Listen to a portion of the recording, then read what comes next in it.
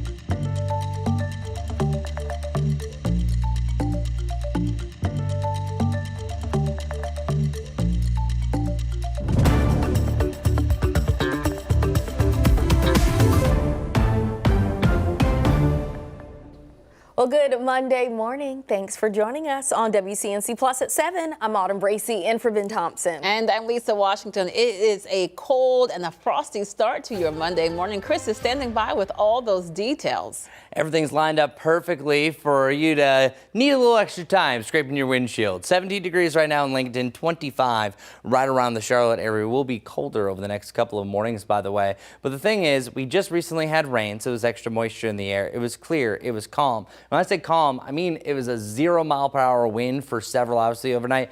It's as perfect of a setup for thick frost as you can have. And tomorrow, I think you could still have some frost, but not as thick as what we have this morning, because already we're starting to pick the winds up. 19 miles per hour. The 19 degrees is our current wind chill, with an occasional wind gust up to about 10 to 20 miles per hour later on. Feeling like the single digits up in the mountains. That's pretty much the way it's going to be much of the day. And then we'll have some much worse wind chills coming up. So our 24-hour temperature change, it wasn't a warm day yesterday by any stretch of the imagination, but it was actually a little bit warmer in the morning, and then temperatures fell throughout the day. This is a 23-degree difference in Lincolnton and a 17-degree difference for you around Charlotte if you were out at 7 o'clock yesterday. It's a much prettier start to the day as well. You didn't really see the sunshine much at all yesterday. A little bit during the afternoon. 7:30 is an easy sunrise time to remember. 19th of January starting off as January does, and it's ending as it does as well.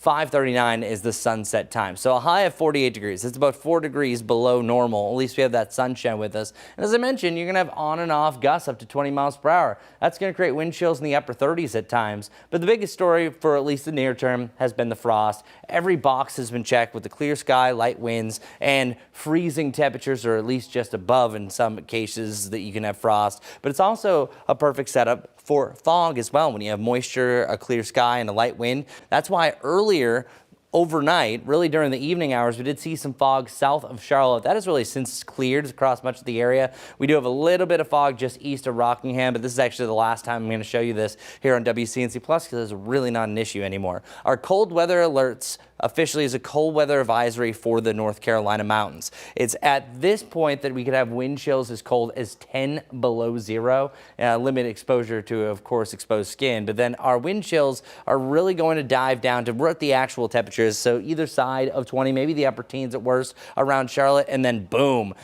anywhere from 0 to 10 below for the North Carolina mountains. That officially is going to be ending late morning to around noon. As for that extended forecast, you can expect your 7-day to be on the rise. Back to our pick of the week, that's Thursday, the warmest day right around 60. But then after that, we have a potential winter storm that's on the horizon, potentially weather alert all weekend long. I'll have more on that. The next time I'm up here talking about weather, I'm going to be talking just about that. But meanwhile, this morning, Mecklenburg County is activating its extreme weather protocols because of the cold.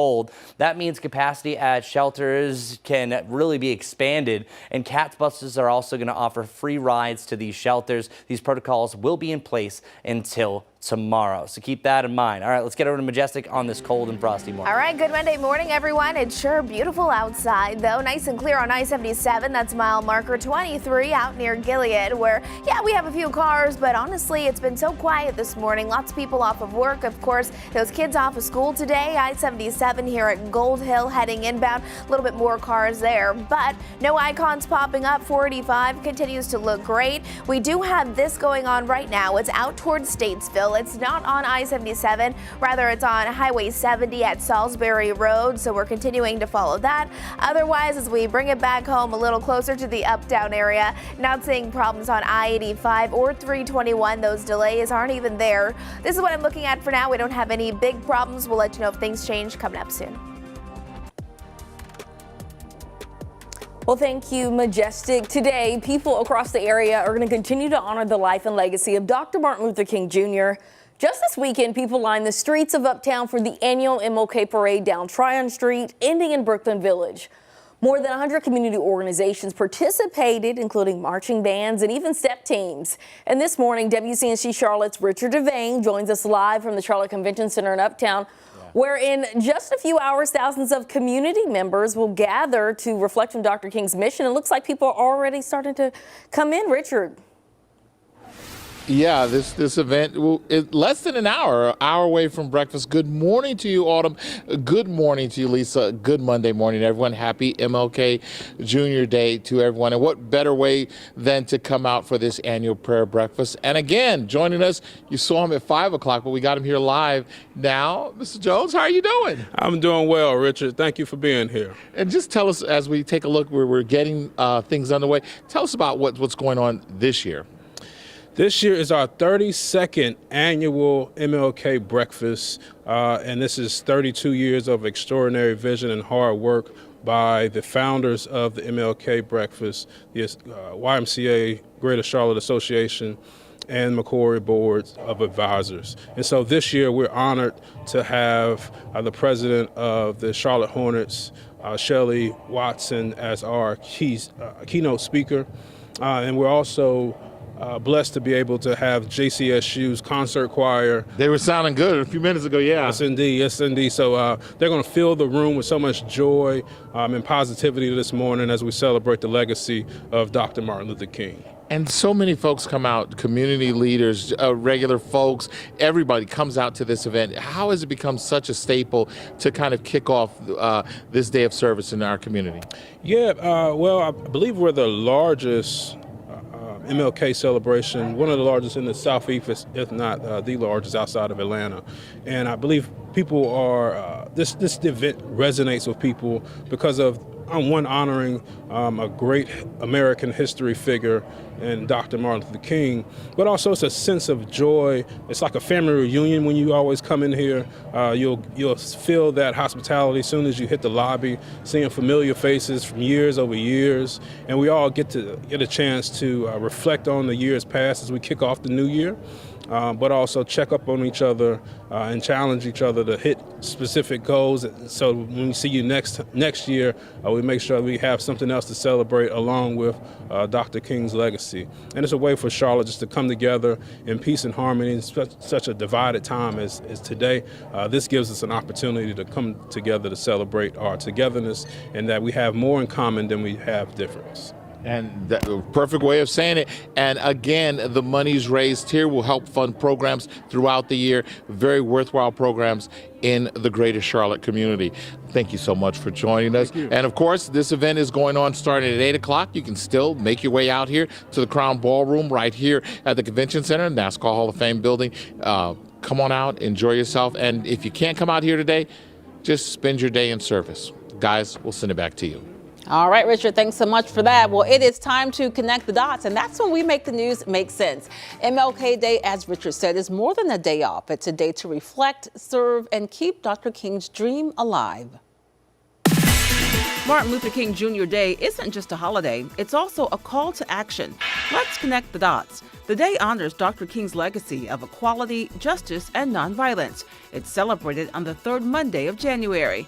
It's also the only federal holiday marked as a national day of service, encouraging Americans to give back to their communities. However, the road to establishing the holiday wasn't easy. It was proposed days after Dr. King's assassination in 1968. It took 15 years for Congress to approve the holiday and President Reagan to sign it into law. And it took until the year 2000 for all 50 states to observe it.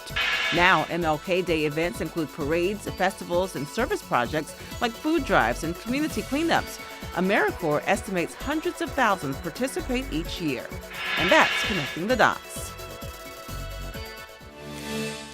At 7:08, we're learning more about a deadly crash out of Rowan County and one of the victims involved. North Carolina Highway Patrol says Fletcher Harris and Skylar Provenza were killed in the crash on Amity Hill Road Friday night.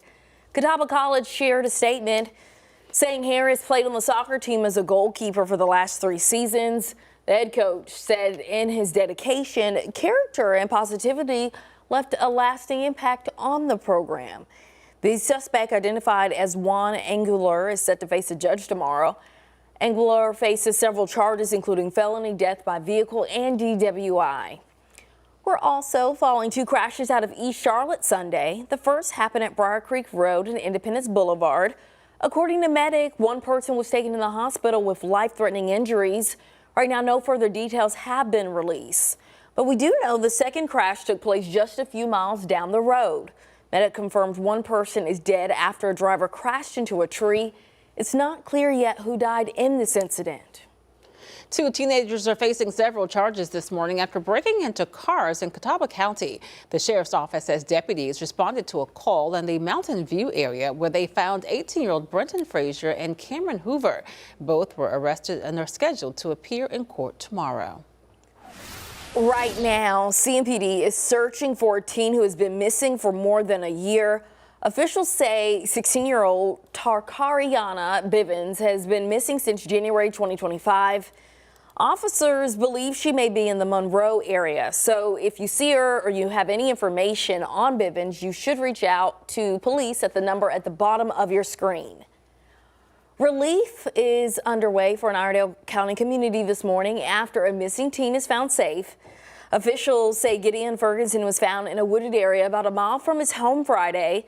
During a news conference, the sheriff shared, despite the large search radius they set up, Ferguson was able to evade those looking for him, even appeared to intentionally leave his phone behind as well. So while the nightmare is over for the child's family, the investigation is far from over.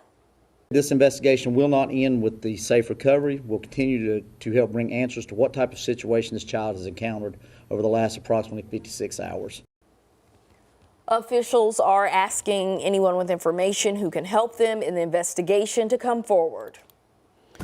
Troop alerts, political threats, and the city caught in the middle. Minneapolis is bracing as tensions rise, while federal preparations are underway, even as local leaders insist the city is safe.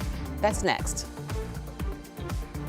And a programming note for viewers today. The NBA is taking over NBC with a full slate of games, starting with the Bucks versus the Hawks on Peacock at 1. The final 3 games will air on WCNC Charlotte, ending with the Celtics versus the Pistons tonight at 8. You can watch all of our afternoon and evening shows here on WCNC Plus, and you can also download our streaming app for free.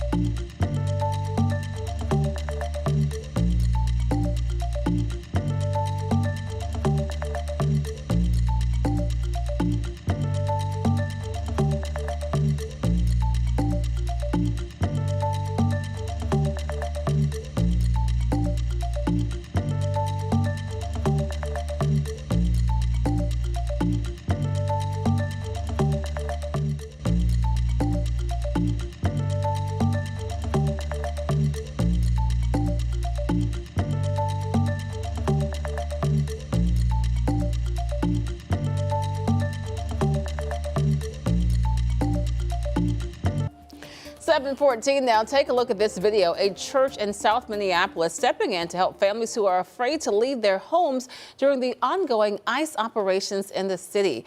Volunteers poured in, sorting donations and helping the church distribute tens of thousands of pounds of food.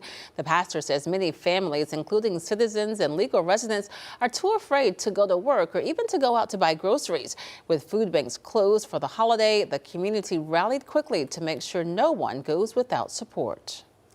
Meanwhile, in Washington, President Trump recently threatened to invoke the Insurrection Act in response to protesters in Minneapolis, prompting the Pentagon to tell 1,500 active duty troops to be ready if needed. Minneapolis Mayor Jacob Frey says the city is safe, noting several crime categories are down. Officials describe the move as prudent planning and say there's no indication the Insurrection Act will actually be used. The Trump administration is defending President Trump's proposed tariffs against 8 European countries and close U.S. allies that oppose his push to acquire Greenland.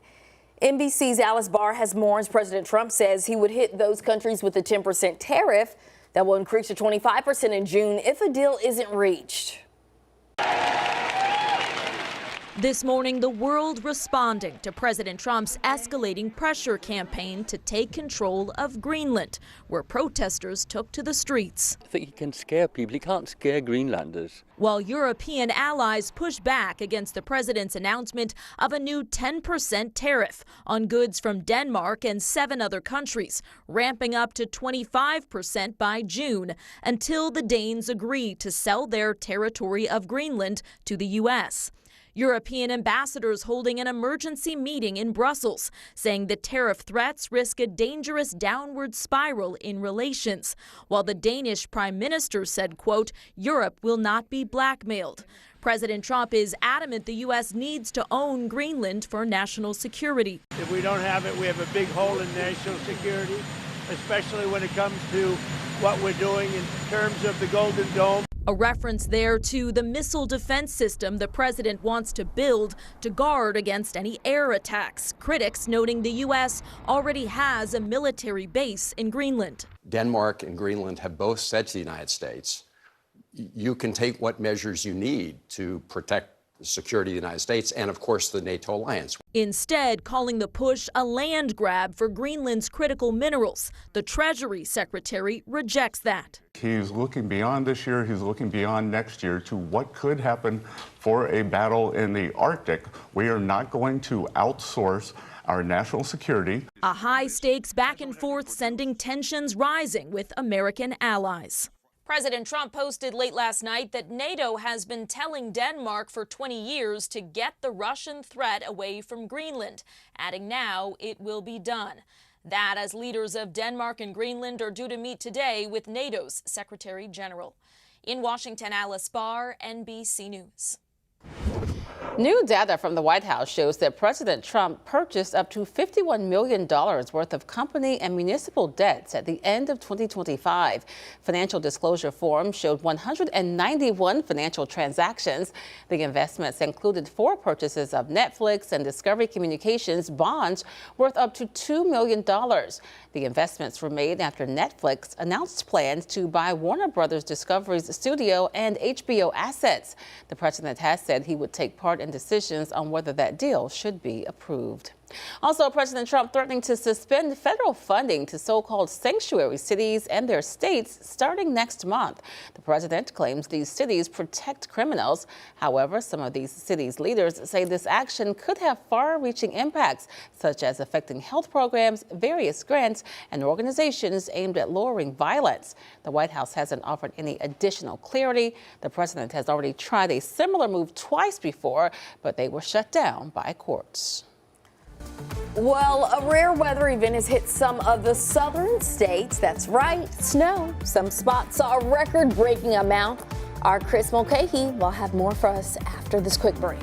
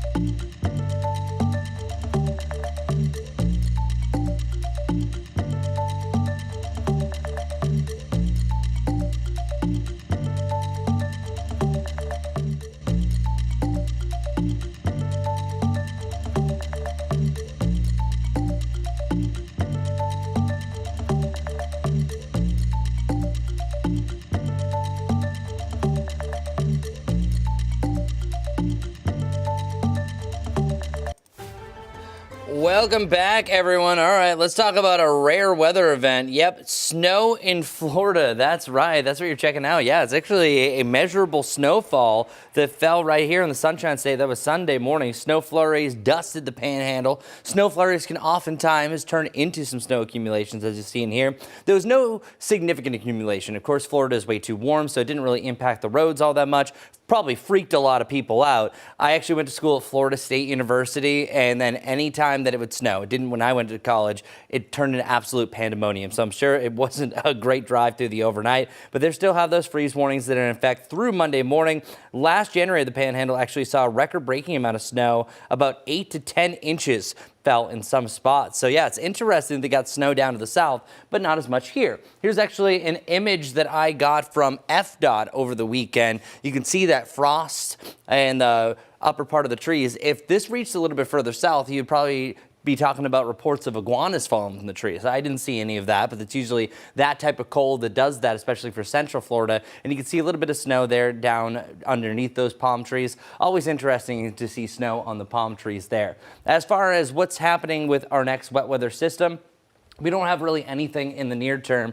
Through your Sunday, it was really just a Sunday morning type of event, but then now there's nothing left over there. As for our rain chances, we're dry over the next 4 days, but it's Friday that we have our next chance for rain. Saturday, we have our next chance for everything. I mean, you could have rain, a rain-snow mix, ice, sleet, and even some snow. It just depends where you are. So that's why we're already looking ahead for a potential weather alert weekend. This is still way too far out because there's a lot of things that can change, but whenever you have a potential for widespread ice or snow, yeah, we're going to go weather alert. And this possible winter storm still has some variables that can take it off the table. And the main thing would be is that, hey, if we get some drier air that works in, it's not going to be as widespread. Maybe it shifts a little bit, but as of right now, things are trending up. So for one, it looks like we could have some rain on Friday. Number two, this area of pink, and that's where you could have anywhere from freezing rain accumulating, so accumulating ice, or sleet, or rain-snow mix is a good possibility for much of your Saturday. And then a chance for snow accumulating to the north, and eventually it fades out for Sunday. One thing that's likely going to change is the timing of all this. We're at this time of the snow report, about 5 to 7 days out. It's just all about the trends. And I will say things are trending up instead of down. Still a lot of time, a lot could change, but of course we'll keep you updated here on WCNC Plus, where we keep you updated on weather and traffic. Speaking of, Majestic, what's going on this morning? Good morning, everyone. Let's get a check on the roads, following a couple of new things to let you know about. First things first, police officers have reported a serious accident. It's near the Uptown area. It's going to be right off of Freedom Drive. Actually, it's a little bit away from Uptown, but it's off of Freedom Drive at Ashley Road and Tuckasegee Road. So still learning more about what exactly is going on, but we'll let you know once we do learn that new information. A little bit of a slowdown there right on Freedom Drive. Once we head to the north, though, seeing backups really starting to build because of this recent crash. It's right here on Highway 16 northbound at Horseshoe Bend Beach Road. Cars just going about 5 to 10 miles an hour, so plan accordingly if you head that way. Majestic, things before we head to break. Here's some reminders for today as we celebrate Dr. King's legacy. All major bank outlets are closed today, as well as the stock market, and there will be no mail delivery or pickup today. Most major retailers will be open on this MLK Day. Well, we are going to take a quick break. We'll make sure that you keep it right here, streaming live on WCNC Plus. We'll be back at the 7:30.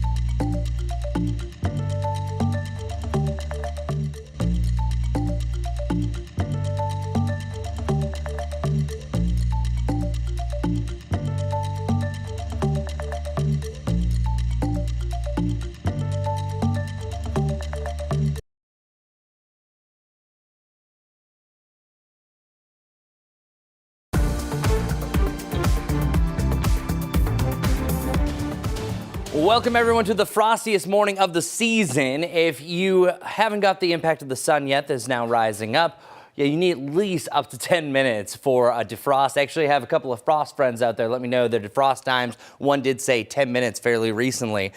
Current temperature status right now is all over the place. The upper teens, the lower to the mid-20s. Slight wind chill, and we will be factoring on and off a wind chill anywhere from about 38 to 43 throughout the afternoon. At least we have that sunshine for the bottom line. Our Jerry Hunt Supercenter 7-day forecast has a cold MLK day and a little bit cooler for your Tuesday. Temperatures back to around 60 degrees on Thursday. This is my pick of the week, by the way. And then after that, we have a chance for rain on Friday. This is the new development and a potential winter storm. Look at those temperatures Saturday and Sunday. We'll keep you updated as that draws near. Let's get right over to Majestic for your morning commute.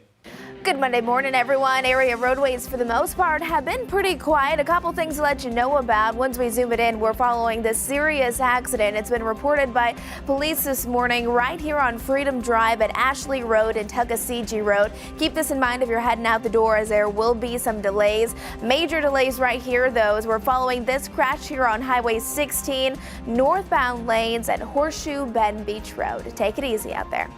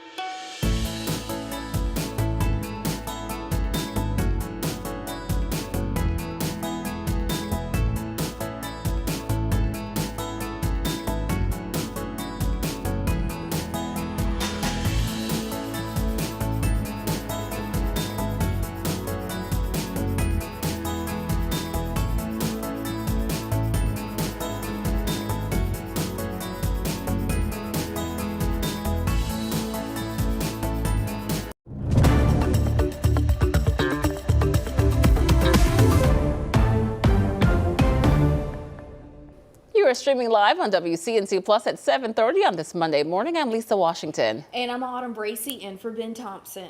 Today, events will be held across our area to honor Dr. Martin Luther King Jr. In Kannapolis, the Dream Day Parade starts in just a few hours. That is at 11 o'clock this morning. There are certainly a number of other events that are happening. It's going to be at the intersection of Main Street and MLK Jr. Avenue. After that parade, there are going to be free activities for several people there in Kannapolis. The second event is happening in Rock Hill today. The annual MLK Jr. Interfaith Prayer Breakfast kicks off this morning in about 30 minutes at 8 o'clock. The keynote speaker, Maggie Wallace Glover, who is the first African-American woman elected to the South Carolina House of Representatives back in 1992. Now, as part of this programming, the 2026 Dream Keeper Award recipient and the winners for the 2026 MLK Youth Essay Competition will be announced. This year's event is sold out, but it will be live streamed on the city's website. And the Matthews community is also honoring the civil rights leader's legacy. Town leaders say it's a time to reflect and take a closer look at what's next for our communities. WCNC Charlotte's Bria Smith has more on their message. On the steps of the Matthews Town Hall,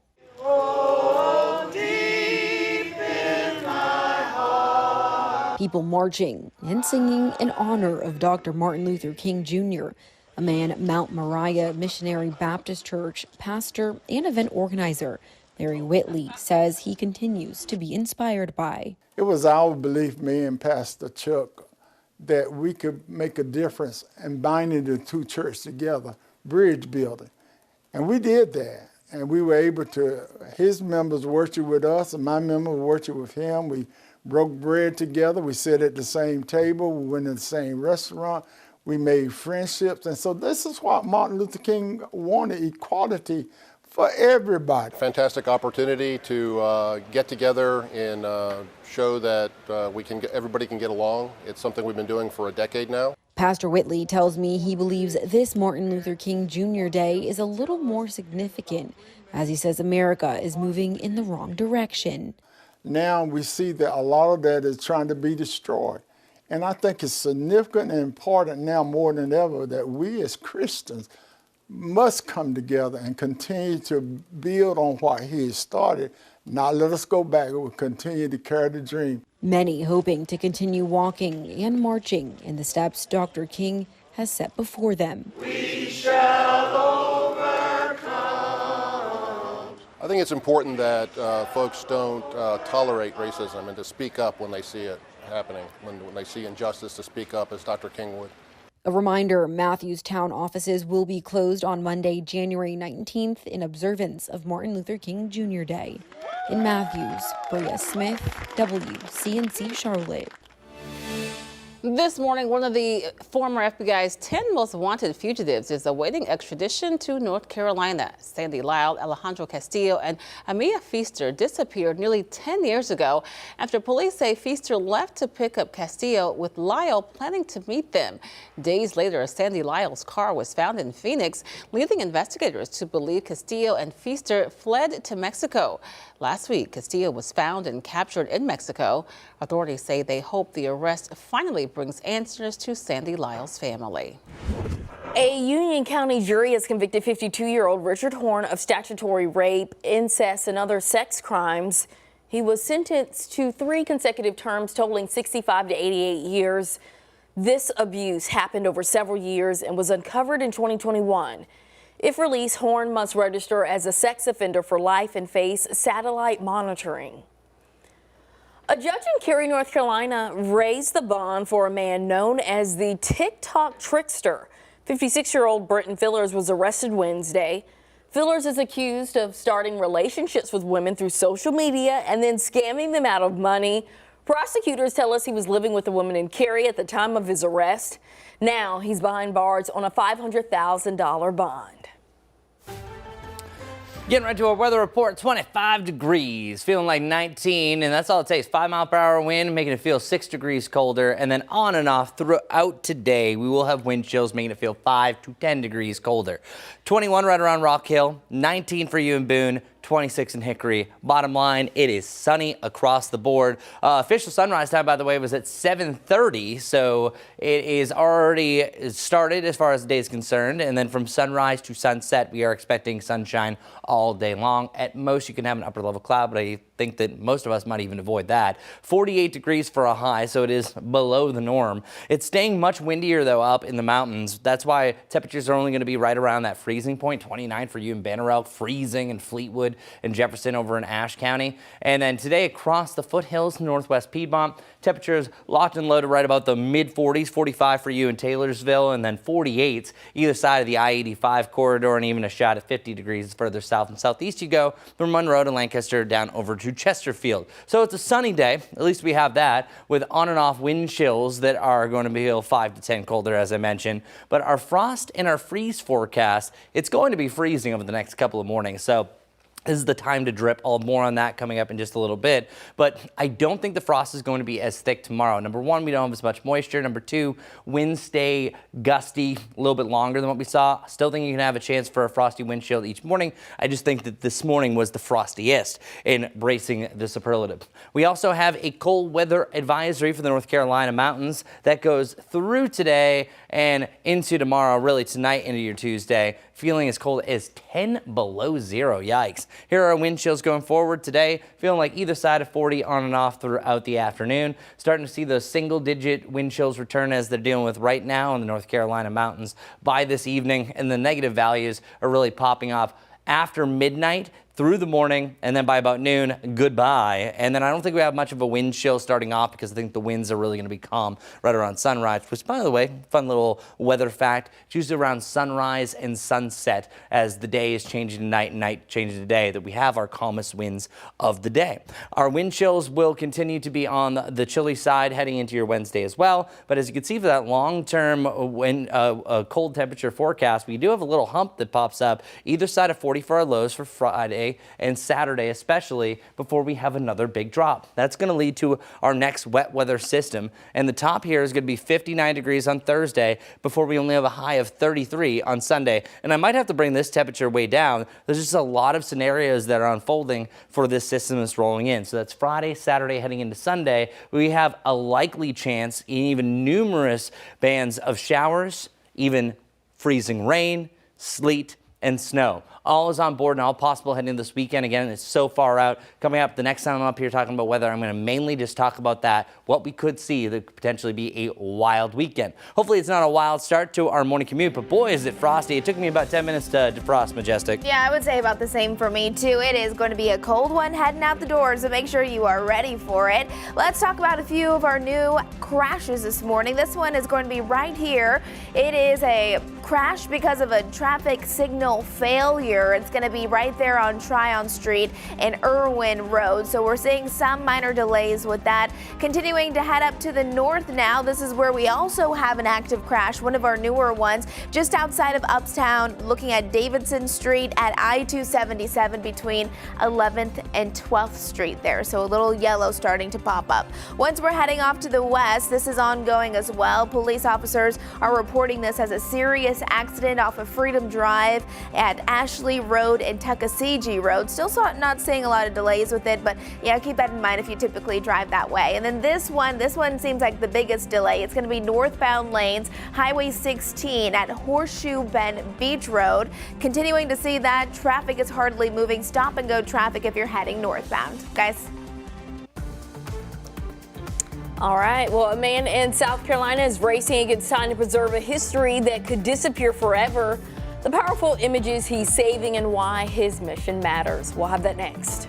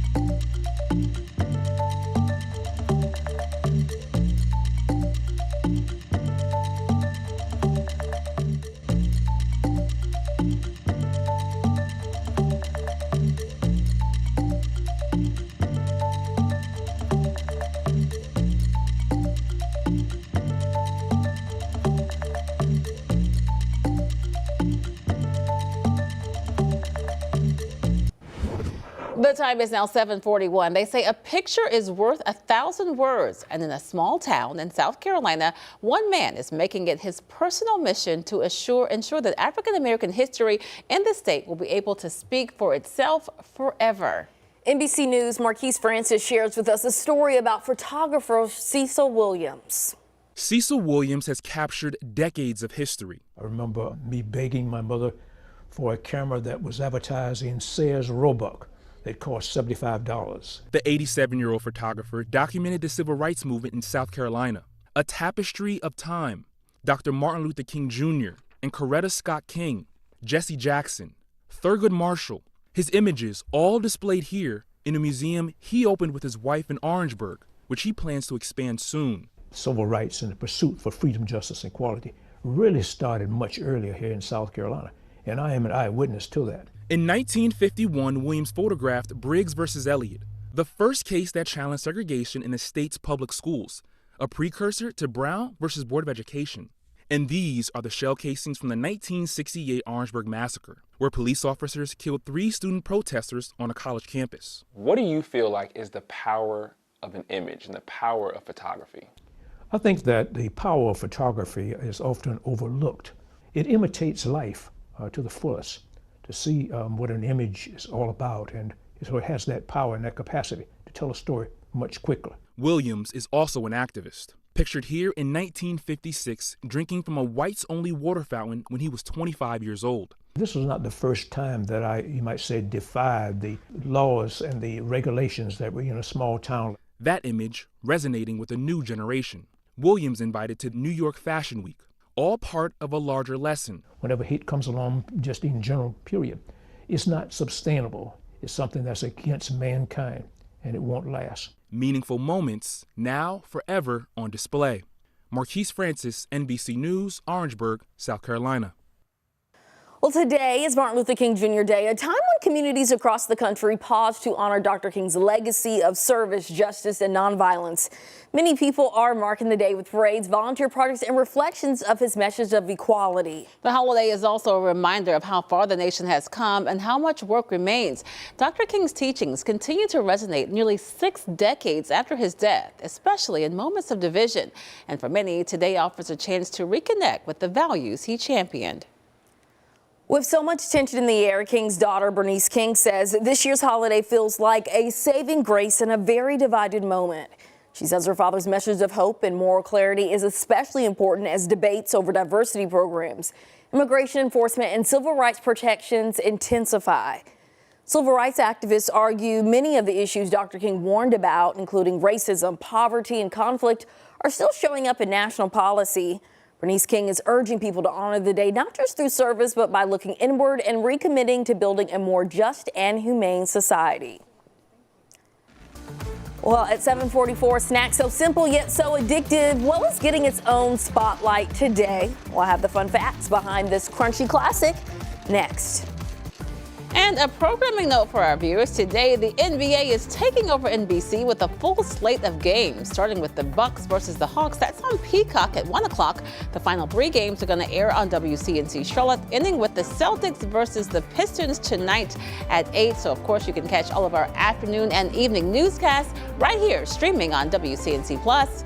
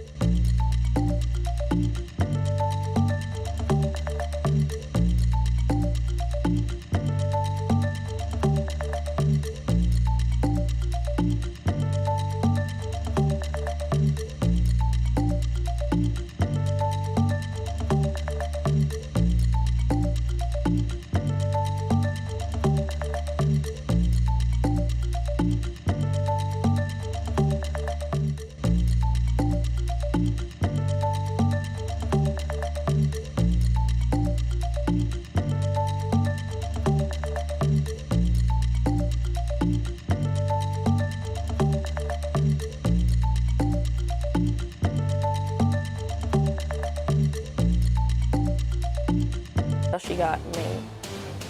As dangerously freezing temperatures settle in across the Queen City, local shelters are rushing to meet a growing need at Block Club Charlotte. One volunteer story highlights just how close to home this crisis can hit. He once experienced the loss of having no place to go, and now he's working to make sure others don't have to face the cold alone. WCNC Charlotte's Anna King tells his story. This story really puts a face to what these freezing temperatures mean here at Block Club Charlotte. One man is paying it forward because he knows what it's like to have nowhere to go. Inside Block Club Charlotte, blankets, coats, and warm gear are moving fast. It's probably about 50, 60 blankets. I'm so appreciative they brought them. We got so many people who needs them. And don't get me wrong, I got too many of them as it is. For Jonathan Goggins, the work is personal. He once experienced homelessness himself and now spends his days helping others survive the cold. It hurts. I've been in that situation, so I know. It was a huge struggle for me. That's why I do what I do, because I know what it's like. As temperatures drop, the need is growing, and he says shelters and warming centers are seeing people from all walks of life, not just who you might expect. These are your coworkers.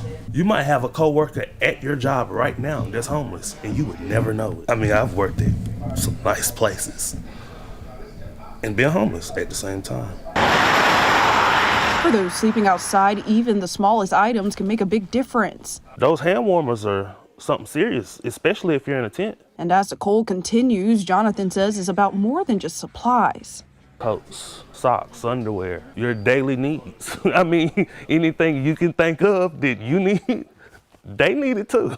I even have shoes back here. In the midst of the coldest moments, his story is a reminder that compassion and community can make all the difference. In Charlotte, Anna King, WCNC Charlotte. And be sure to download the WCNC Charlotte News app to get the latest forecast from our team of meteorologists. Chris joins us now with details on our forecast. Chris says you'll need to use some elbow grease today to help get some of that frost off your windshield. Get in there, yeah. And if you got crickety elbows like me, it's not great. Now, if you can, just wait it out because the sun is now up. So if you're in a shady spot, it's probably not going to help you out too much. But our lows going forward, we will be back down in the lower 20s tomorrow and Wednesday. We have a little bit of come up, but then boom, down in the 20s this weekend. That could be significant. So let me get right to it. We have a chance for rain on Friday, but then there's a chance we could have widespread precipitation on Saturday. And I'm saying precipitation because really anything can go. Looking at a couple of our scenarios, these are two of our long-range models. One shows all snow by Saturday afternoon. The other one showing all ice. And there's also a third scenario that we potentially could be seeing all rain. So what's going to happen over the coming days is we're keeping an eye on a potential low that develops further off towards the west. But then once it gets here on Friday night heading into Saturday, it just depends where our temperatures are going to be. If this system develops further to the north, we're talking about all rain. Regardless, I think it's a weekend that you need to be weather alert because it's widespread precipitation. But if we're in this case and scenario that rain is actually freezing rain, we're talking about widespread ice, which could be widespread weather impacts, something we have to keep an eye on. This is probably the best setup that I have seen so far this season and really in the better part of a year for any big snow event, because this is the one that you want. You want a low to develop further off to the west and then move out into the Atlantic where we get all that extra moisture.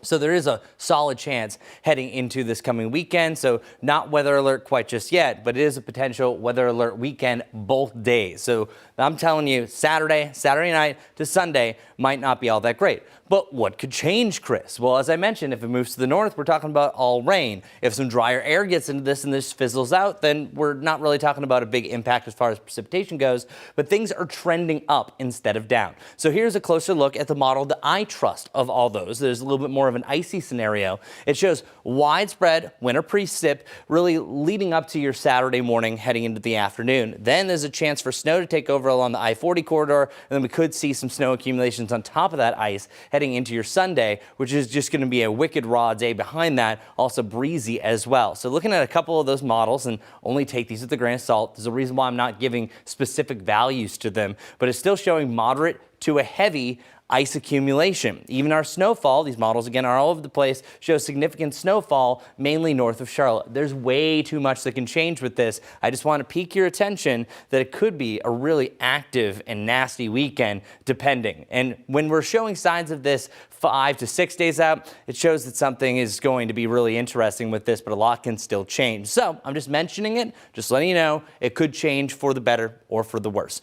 High temperatures right around 60 degrees. I'm making this my pick of the week because then after that, you see temperatures on the downslope. Highs barely even reaching freezing on Sunday, and that's all dependent on what we get Saturday and Saturday night for precipitation. So there's a lot of things that can change. Same with traffic, always changing through the 7 o'clock hour. Let's end the 7 o'clock hour with Majestic, see how it's going. All right, let's do a good Monday morning, everyone. Let's give you a quick update on what I'm looking at across the area roadways. This one here is still not cleared. It's going to be right here on South Tryon Street at Irwin Road. It's a crash and traffic signal failure, so be mindful of that as you're heading out this morning. Otherwise, this one is closer to Uptown, right off of Davidson Street and I-277 between 11th and 12th. We're seeing really delays coming in all directions because of that accident there. And then once we head over towards the west, just a bit still not cleared. A serious accident that the police officers reported this morning. It is on Freedom Drive at Ashley Road and Tuckasegee Road. And then heading to the north, look at all of that red. Never a good sign. This is those northbound lanes.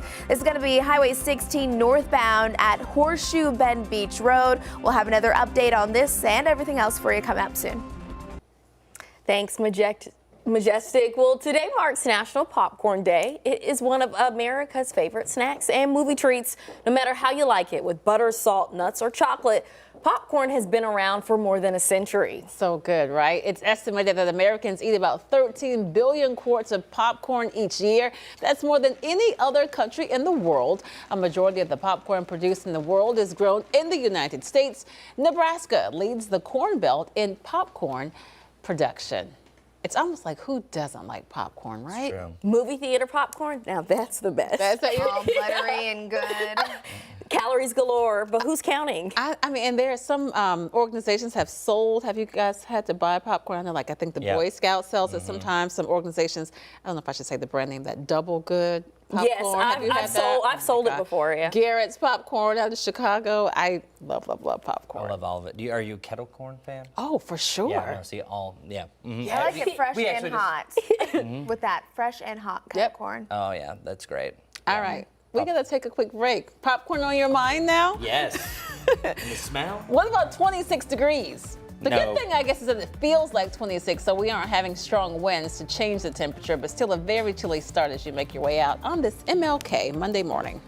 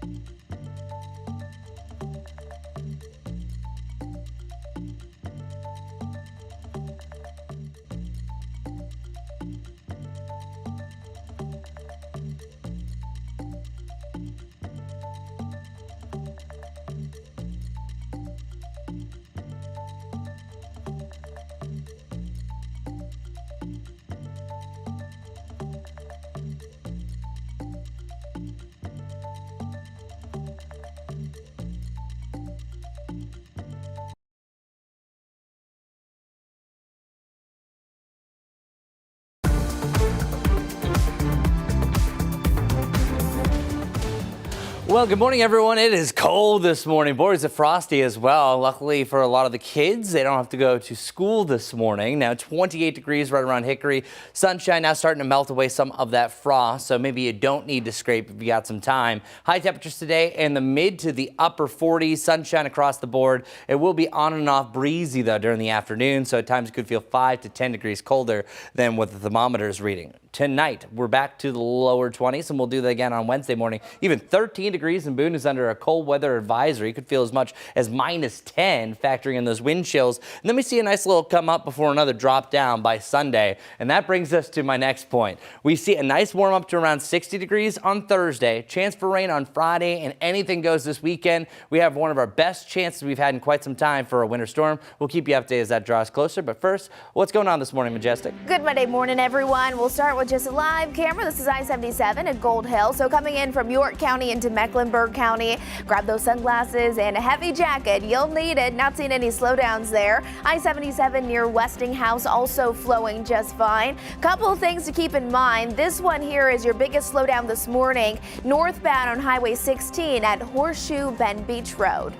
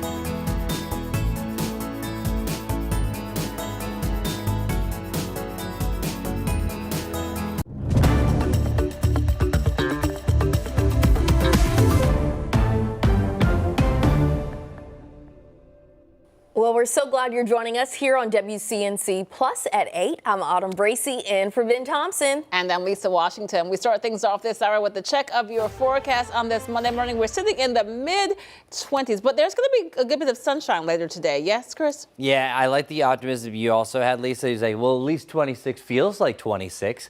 And that's all we have, because a 3-mile-per-hour wind doesn't really factor much into our wind chills. Now, once it gets to 5, it actually feels more like 21, so what a difference there. But off in the distance, you don't have a cloud in the sky. That's pretty much what we have through across the day. 23 around Lancaster, and then 28. Ooh, look at that. It's spicy. 28 degrees right around Hickory. It's going to be a sunny all-day scenario, but we will have on and off winds making you feel 5 to 10 degrees warmer or colder than the actual temperature. And then 48 degrees. I wish it was warmer. 52 is where we should be. Well, we're even below that. So for the mountains, well, if you really put it in perspective, you are freezing for the entire day, and then we'll eventually get above that a little bit later on this week. Mid to the upper 40s, especially in the southern parts of Catawba County. 47 right here around Maiden, 46 around Salisbury, 48, and then down in South Carolina specifically, temperatures right around 50 degrees for a high. Still below normal across the board. We have one active advisory, and that is for you in the high country. That is a cold weather advisory, meaning that, hey, it could feel as much as 10 below zero. And our wind chills aren't that bad for Charlotte, being honest with you. I think for the afternoon, it could feel as cold as the upper 30s. That's pretty much the worst case scenario. But watch what happens as we continue through the evening. -2 is the real feel by 3 a.m. But the Charlotte area likely is only feeling about 5 degrees colder at that point.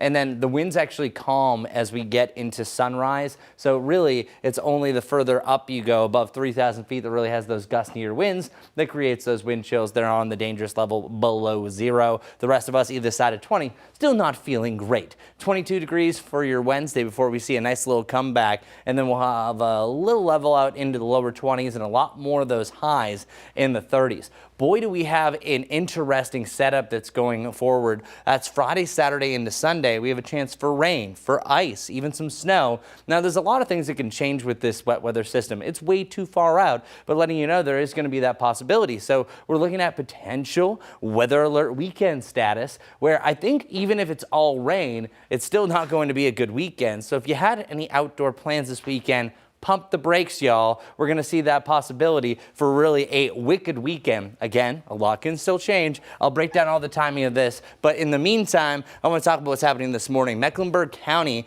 is activating their extreme weather protocols. That means the capacity at their shelters for the unhoused will be expanded. And CATS Buses is helping out. They're going to offer free rides to these shelters as well. These protocols will be in place until tomorrow, and then likely back in place once we have the 20s return following this interesting setup heading into the weekend. Let's see how we're starting off the 8 o'clock hour. Still can see that frost, Majestic, on your cameras. Frosty start to the day all around, sunny skies, but yeah, you'll need a few extra minutes to get your car warmed up and ready to go. Let's take you here. This is I-77 mile marker 7. That's out towards Tyvola. Quick check on some of those drive times for you this morning. 25 minutes coming in from Belmont, just over 20 coming in from Matthews. Still following a delay right here. This is outside of 485. It's a crash right here on Highway 16, northbound lanes being impacted at Horseshoe Bend Beach Road. Once we hop over towards the east, this is a new accident to let you know about. It's on Odell School Road, both ways near Mallard Creek Road.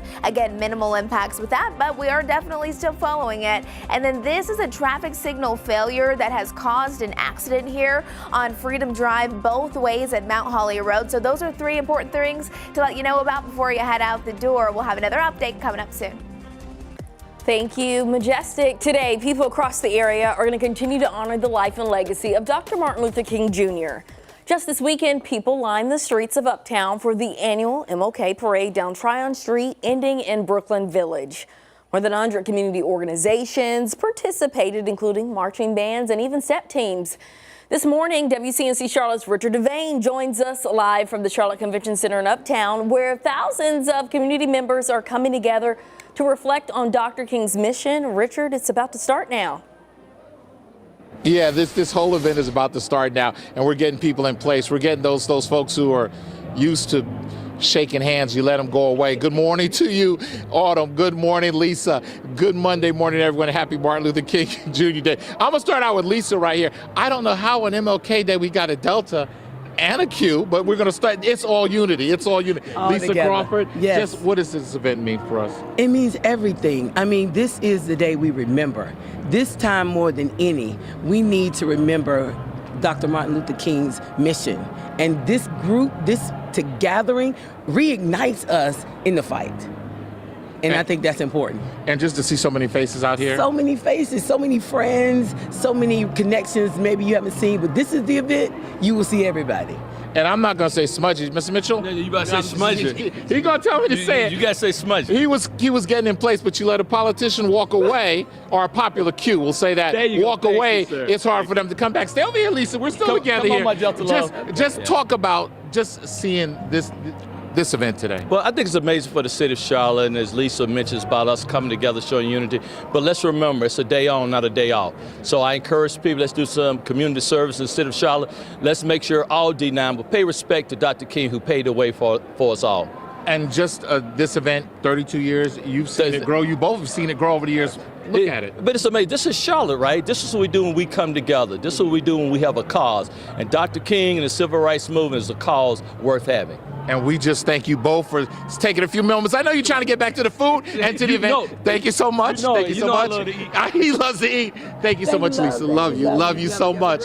And Lisa Crawford also represents Mothers of Murdered Offsprings, a very worthwhile organization. And just the fact that this thing has been going on for this event 32 years, raised hundreds of thousands of dollars throughout the years. This year expected to raise about $200,000. That'll actually go toward a lot of the programs of the YMCA to better help the community, especially the communities now that are needing that money even more so. Seniors who are being isolated, youth programs and things like that. Just the worthwhile efforts of the YMCA here in the greater Charlotte area, coming together, enjoying what this event is all about. We'll have much more throughout the day, but I want to get quiet because they're about to really start this program as you hear the music starting to fade down. So guys, ladies, we will send it back to you. All right, Richard, thanks for that. 32 years going strong. As Richard said, it is time for us to connect the dots. That's when we make the news make sense. MLK Day is more than a day up. It is a day to reflect, serve, and to keep Dr. King's dream alive. Martin Luther King Jr. Day isn't just a holiday, it's also a call to action. Let's connect the dots. The day honors Dr. King's legacy of equality, justice, and nonviolence. It's celebrated on the third Monday of January. It's also the only federal holiday marked as a national day of service, encouraging Americans to give back to their communities. However, the road to establishing the holiday wasn't easy. It was proposed days after Dr. King's assassination in 1968. It took 15 years for Congress to approve the holiday and President Reagan to sign it into law. And it took until the year 2000 for all 50 states to observe it. Now, MLK Day events include parades, festivals, and service projects like food drives and community cleanups. AmeriCorps estimates hundreds of thousands participate each year. And that's connecting the dots. At 8:08, we're learning more about a deadly crash out of Rowan County and one of the victims involved. North Carolina Highway Patrol says Fletcher Harris and Skylar Provenza were killed in the crash on Amity Hill Road Friday night. Catawba College shared a statement saying Harris played on the soccer team as a goalkeeper for the last 3 seasons. The head coach shared his dedication, character, and positivity left a lasting impact on the program. The suspect, identified as Juan Aguilar, is set to face a judge tomorrow. Aguilar faces several charges, including felony, death by vehicle, and DWI. We are also following 2 crashes out of East Charlotte Sunday. The first happened at Briar Creek Road and Independence Boulevard. According to medic, 1 person was taken to the hospital with life-threatening injuries. No further details have been released. We do know the second crash took place just a few miles down the road. Medic confirmed 1 person is dead after a driver crashed into a tree. It's not clear yet who died in this incident. 2 teenagers are facing several charges this morning after breaking into cars in Catawba County. The sheriff's office says deputies responded to a call in the Mountain View area where they found 18-year-old Brenton Frazier and Cameron Hoover. Both were arrested. They are scheduled to appear in court tomorrow. Right now, CMPD is searching for a teen who has been missing for more than a year. Officials say 16-year-old Takari Yana Bivens has been missing since January 25. Officers believe she may be in the Monroe area. If you have any information on Bivens, you should contact police at the number listed on the bottom of your screen. And a programming note to pass along today. The NBA is taking over NBC with a full slate of games, starting with the Bucks versus the Hawks. That's at 1 o'clock on Peacock. The final 3 games will air on WCNC Charlotte, ending with the Celtics versus the Pistons tonight at 8. You can catch all of our afternoon and evening newscasts right here on WCNC+. Before we head to break, here's an exclusive shopping deal for our viewers. Hey, our team tests a ton of products. We only bring you the best, and this one I love. It's personal for me today. This is the Proper Hills digital picture frame, and I actually have 3 of these all over my house, including this one right here in the entryway. That's me and my beautiful wife right there. They're my girls. And these are the ones I have upstairs because they come in different colors. It comes in the wood, it comes in the black, and it also, this is the one I have in my bedroom, comes in the white as well. And here's the great thing about it, is a 10.1-inch display.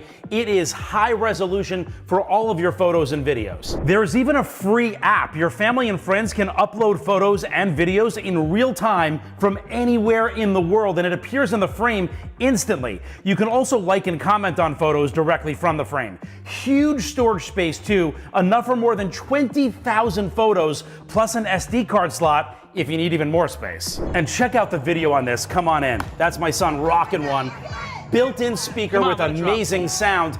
This is not only great for you to buy for yourself, great as a gift too. It's the gift of personal connection to your parents, to your grandparents. And here's the other great thing. You can have it right on your shelf, or you can wall mount it. They have them right there, and you can mount it horizontally or vertically. We also have a great deal on this for you today. Normally $169.99, today 50% off, down to $84.99. All you have to do is scan the QR code on your screen or go to shoptvdeals.com.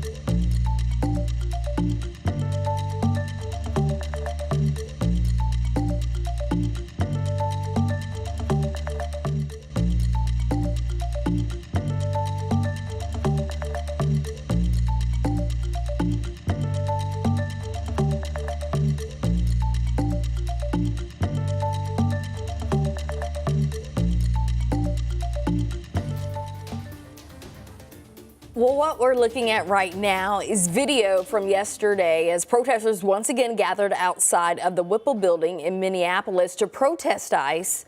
The federal facility is serving as the local headquarters while immigration enforcement efforts are underway in the city. Protesters have been posted up outside of the building for several days following the shooting of Renee Goodby, an ICE officer. This weekend, 4 people were arrested at the Whipple building for refusing to disperse. ICE referred to those arrested as, quote, anti-ICE agitators. The battle over Greenland is getting red hot following President Trump's threat to impose 10% tariffs on goods for 8 European countries if they don't support his quest to acquire Greenland. The European Union held an emergency meeting Sunday to come up with a response. Here's John Loring with the latest on the back and forth. Protesters taking to the streets in Greenland this weekend, upset with President Donald Trump's attempt to take over the autonomous territory ruled by the Kingdom of Denmark. He doesn't respect anything. He just takes what he thinks is his and what he wants to do. The Trump administration is threatening a 10% tariff on 8 European countries if they don't back his plan to annex Greenland, saying it's essential to U.S. national security. President Trump is being strategic. He's looking beyond this year. He's looking beyond next year to what could happen for a battle in the Arctic. European leaders have blasted President Trump's actions, including French President Emmanuel Macron, who said on social media, quote, "We will ensure that European sovereignty is upheld." Greenland is our country. We cannot be bought. We are people, and he should stop whatever he's doing. because we are the people of Greenland. Democratic Senator Tim Kaine and Republican Senator Rand Paul are exploring options to ease tensions on the issue. Let's rein in the rhetoric here. These discussions, they're not helpful because they're pushing allies away from us rather than forging the stronger relationships with allies that we need. I'm John Lawrence reporting. Just days ago, President Donald Trump announced the creation of a board of peace to oversee the reconstruction of Gaza. The group includes several international leaders with President Trump as its chairman.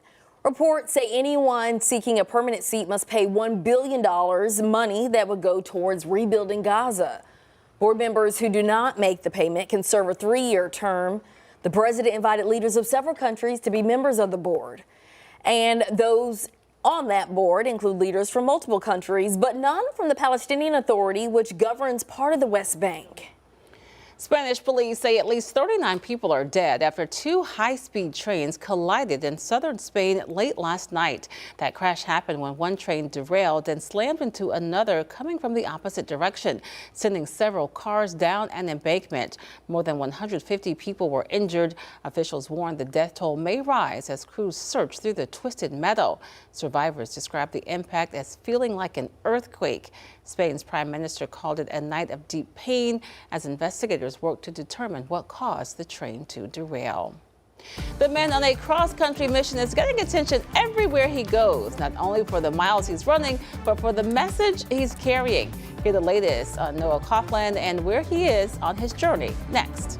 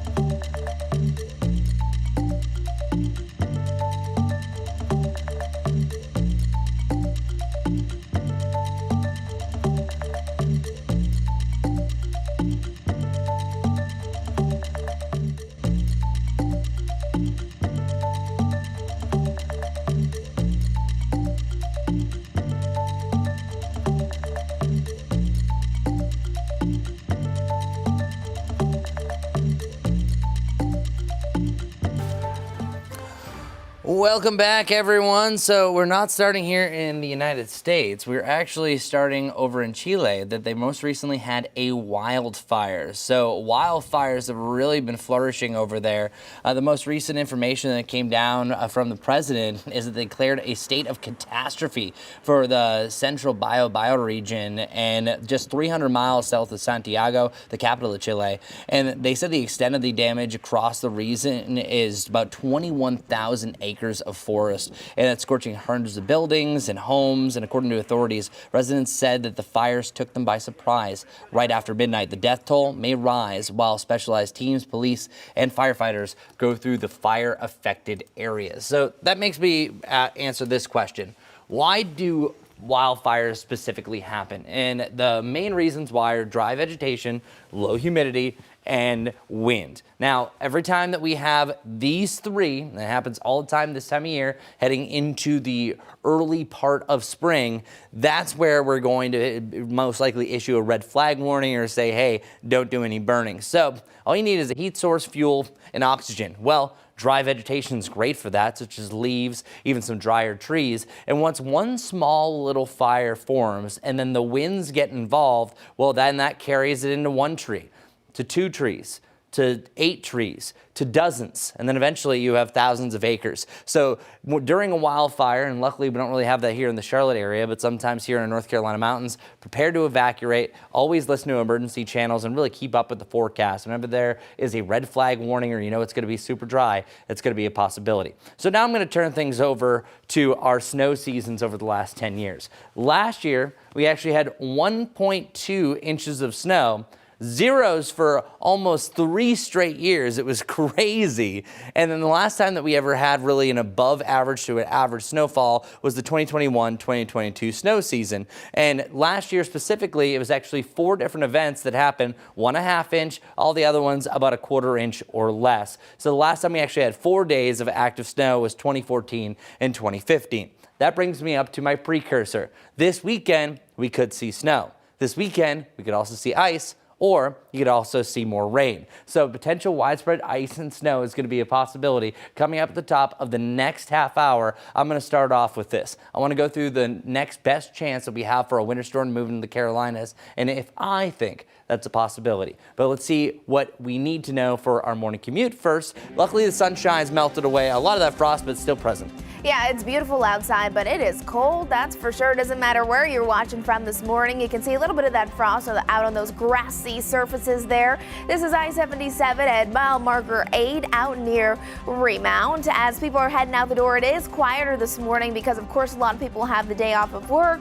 Lots of kids at home today as well. Still following this delay, it's going to be right here, northbound lanes, Highway 16 at Horseshoe Bend Beach Road. Again, northbound lanes being impacted by that. Be prepared for stop and go traffic. Once we're heading down to the south just a bit, this is a crash here near Mallard Creek Road and Odell School Road. Not seeing much delays there, but still keep it in mind. And then finally, our third thing to let you know about this morning, 4th Street. We have a crash here at Randolph Road, seeing minor delays. We'll have another check on traffic coming up soon. Good to meet you. Thank you. A California man is on a quest to become the 3rd person to run across all 50 states. Along his route, Noah Coughlin is greeting those who cheer him on because while impressive, this run isn't about him. Coughlin says it's a tribute to the American people, and along his way, he asked people what the American flag means to them. But the people notice his efforts, and they want to make sure he knows they see him and the flag. The community of Lima, New York, recently coming together to show their support for Noah. He's on pace to cross Hawaii, his 50th and final state, on July 4th. Noah passed through the Carolinas back in November. Good for him, running through all 50 states. That's impressive. Wow. I'm trying to get through running While through carrying Carolina. What is he pushing? It looked like a stroller, but I don't think there's a kid in there. I'm not sure. I didn't notice that. I don't think there's a kid in there. Maybe just like supplies. Perhaps. I could see that. Yeah. And you don't want to have a backpack. Even walking with a backpack's terrible. No, Even and then you have the pushing American anything. flag. Yeah, That's a lot going on. For sure. All right, well, we have a lot going on with our weather because it's cold, it's frosty, but hey, there's sunshine too, so be positive about it, Chris says. We're going to take a quick break. We'll be back with more streaming live right here on WCNC Plus.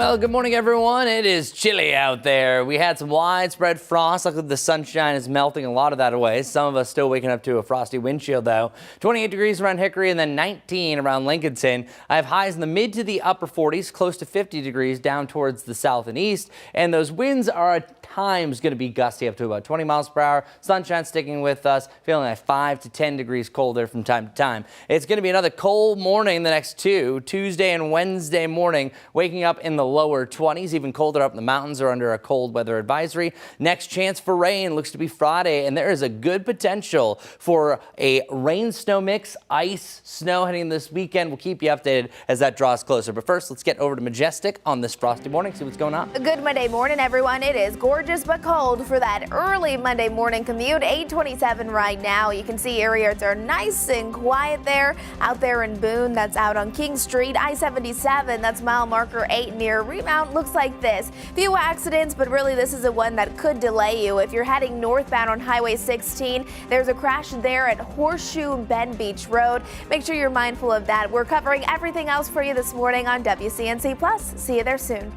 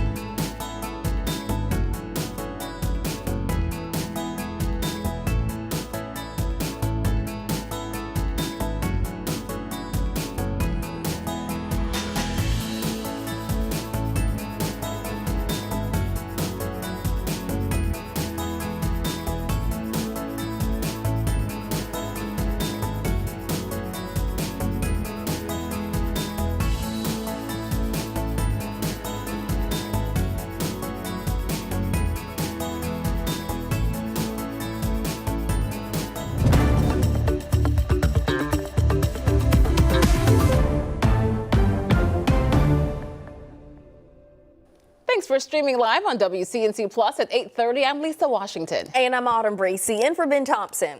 Today, events will be held across our area to honor Dr. Martin Luther King Jr. In Kannapolis, the Dream Day Parade starts in just a few hours at 11 this morning. It starts fittingly at the intersection of Main Street and MLK Jr. Avenue.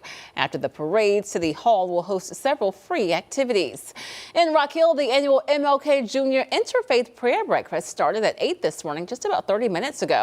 The keynote speaker is Maggie Wallace Glover, the first African-American woman elected to South Carolina's House of Representatives back in 1992.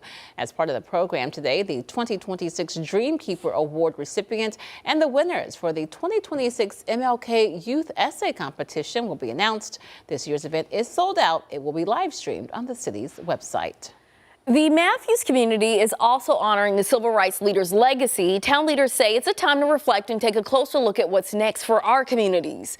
WCNC Charlotte's Bria Smith has more on their message. On the steps of the Matthews Town Hall,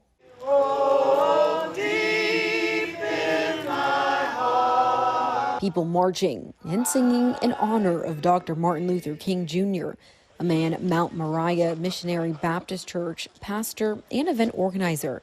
Larry Whitley says he continues to be inspired by. It was our belief, me and Pastor Chuck, that we could make a difference in binding the two churches together, bridge building. And we did that. And we were able to, his members worship with us and my members worship with him. We broke bread together. We sat at the same table. We went to the same restaurant.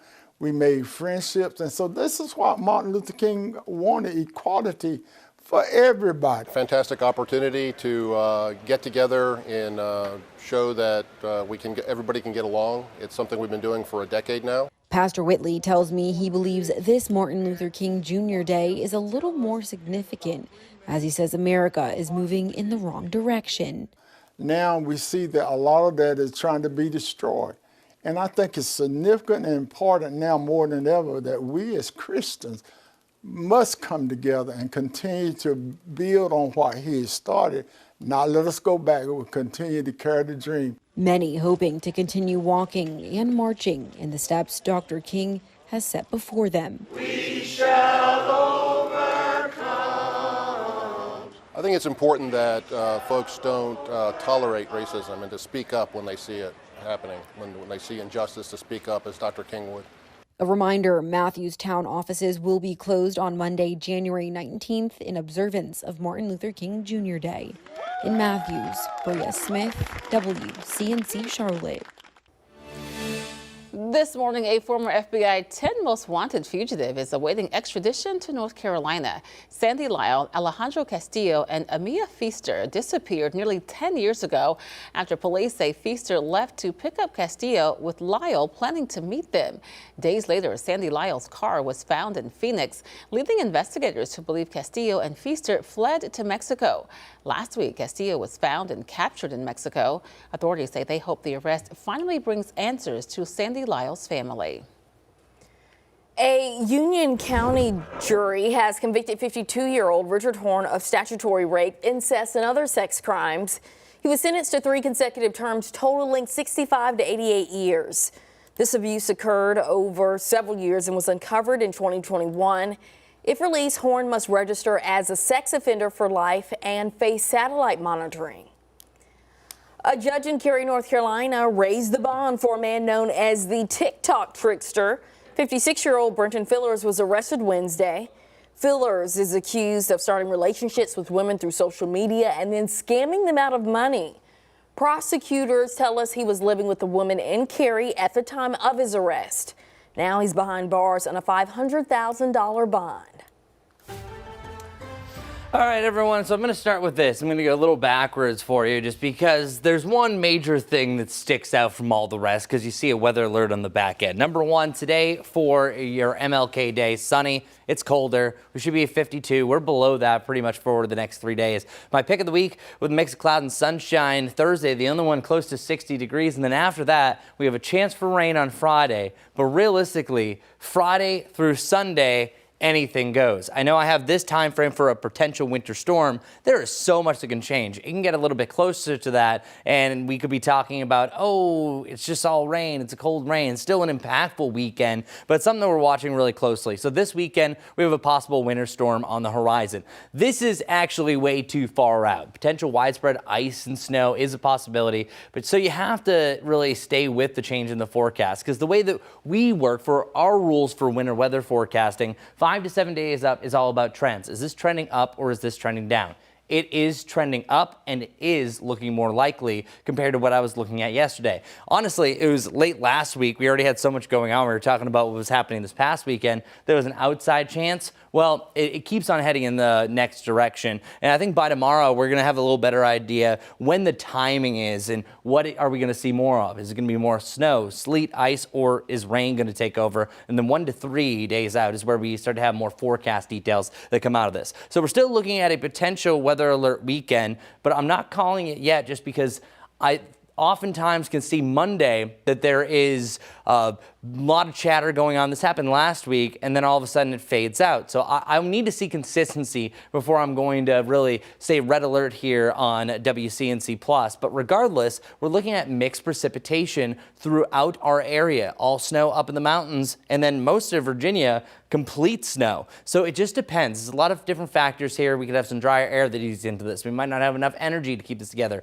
It could trend further north, and then it's all rain. Regardless, Saturday does not look to be a good day. And then some indications showing that we could have accumulating ice followed by snow, and then eventually ends for your Sunday. So a lot's going to change with this. But if we have a scenario like this, that you have widespread light to moderate, even some heavier patches of ice, that's not a good scenario. But there's way too many things that can change associated with this. Snowfall totals also showing a chance for epic snow north of I-40, but I'm not going to go specifics here because a lot can still change. So just keep that in mind, that this weekend we could have a winter storm roll through in the near term. Not much really to report on. We might have a few more clouds starting to roll in for your Wednesday. Slight chance for maybe a spotty brief flurry up in the mountains on Wednesday heading into Thursday. But for the near term, we're staying sunny over the next couple of days. Don't really see the clouds return until Wednesday into Thursday, where we have a lot of those big up and downs. So of course, we're going to keep you updated here on WCNC Plus, where I have the opportunity to spend a little bit more time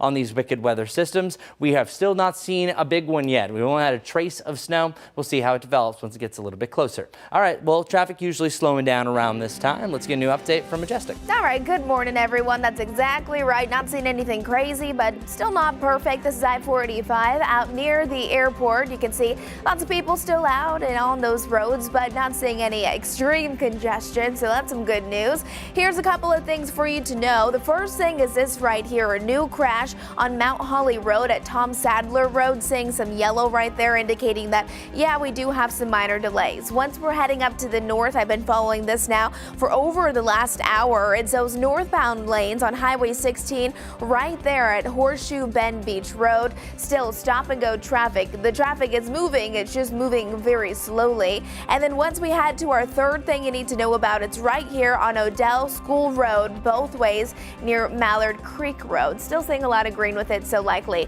not seeing many impacts whatsoever. Those are three things for now. I'll let you know a few others when I see you back here soon. Majestic thinks 8:38 now. Months after Hurricane Helene tore through western North Carolina, recovery and repairs continue. Now the price tag to fix a key stretch of an interstate has skyrocketed. The cost to repair I-40 next. And a programming note for viewers today. The NBA is taking over NBC with the full slate of games, starting with the Bucks versus the Hawks on Peacock at 1. The final 3 games are going to air on WCNC Charlotte, ending with the Celtics versus the Pistons tonight at 8. You can also watch all of our afternoon and evening shows right here on WCNC Plus. It's also available to download for free.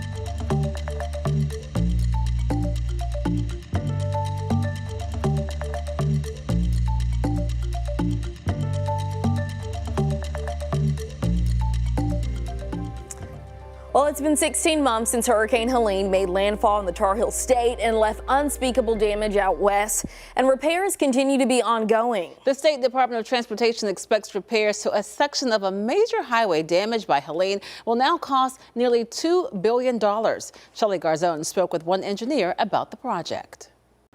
We're seeing about a $900 million cost increase on I-40 due to Helene. The State Department of Transportation is working with a new price tag to repair I-40 after damages from Helene. Originally, the estimates were $1.1 billion. That has now gone up to nearly $2 billion. Really, the main factor behind that is we have new subsurface information. So the early estimates, we just did not have that information. So we've spent some time out there. We've worked closely with our contractor to determine those costs over time. DOT engineers say this will not impact the timeline to reopen the interstate. We're going to have to go deeper into the ground, but we're not changing the scope of the project. That will remain the same, and it will not change the timeline either. The project will still be completed. All lanes will be open in late 2028. With the highway not up to full capacity, local economic leaders say there are impacts to the area. Certainly, our travel tourism sector hasn't recovered to the level that it was pre-Helene. Some of that is because perceptions outside of our area that this area is closed to visitors or this area is not ready for visitors. Tourism is not the only area Ramsey says is seeing impacts. Companies that need to transport their products in various ways. The fact that corridor is a little less accessible today than it was is certainly a drag on them. Many companies have just-in-time inventory where they're needing that inventory as timely as possible. So that's certainly an impact. DOT says driving patterns along the reconstruction zone will not change. Drivers will continue to be in the pattern they're in now, a single lane pattern in each direction along the work site, and it'll remain in that pattern until we're able to open all lanes in late 2028. Shelley Garzone with that report. Measles cases in South Carolina have jumped nearly 30% in just a few days, pushing the total to nearly 600. Most of the cases are centered around that outbreak in Spartanburg County, South Carolina, now the worst measles surge in the country. Other states are also reporting cases, adding to what the CDC says was already the worst national measles year since 1991. The virus spreads easily through the air. Health officials warn the U.S. is at risk of losing its measles eliminated status. It is a fast-moving outbreak that they are watching closely. According to the latest government data, the number of confirmed flu cases is falling, but the number of flu-related deaths is rising. The Centers for Disease Control and Prevention reported an 18% drop in flu cases for the week that ended January 10th compared to the previous week. Visits to the doctor for respiratory issues were also down, along with hospitalizations. That same report shows that flu-related deaths were up 2%, including 15 children who died of the flu. Influenza has now been blamed for 32 pediatric deaths this season. As we start a new week, national gas prices have risen just a few cents compared to last week. The prices remain below $3, which was last year's average around this time. Right now, AAA says the national average gas price sits around $2.83. In North Carolina, the price is $2.67, and in South Carolina, it's $2.50. Well, something surprising is happening as more people ditch their screens and turn to old school pen and paper. The retro trend that's pulling people offline and why it's suddenly exploding. That's next.